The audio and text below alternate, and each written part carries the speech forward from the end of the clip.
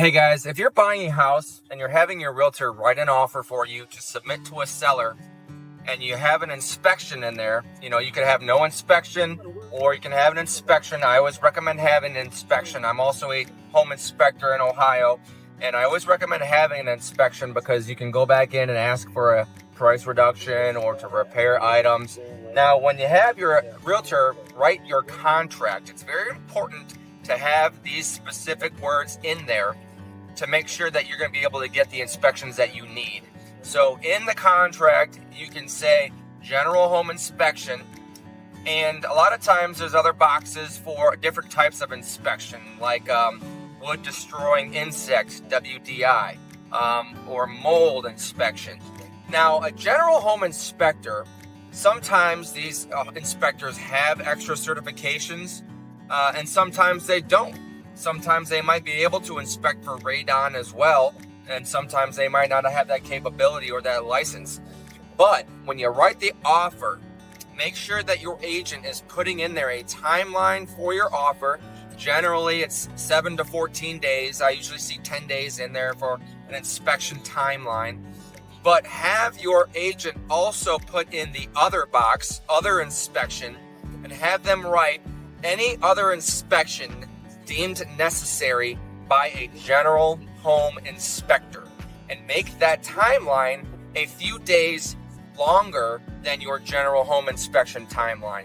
So say your general home inspection timeline is 10 days, then write in a other inspection with the verbiage that I just gave you for 14 days, because if the general home inspector sees something that they're not a specialist in, then they can recommend you have somebody else come in and look at that thing. So say there's a foundation issue where you want to have an engineer come in and look at it, or they notice some type of in the wood siding, there's some holes there that look like it could be bees or ants, wood destroying insect. But if that inspector doesn't have the WDI certification, wood destroying insect, then they can't really inspect it.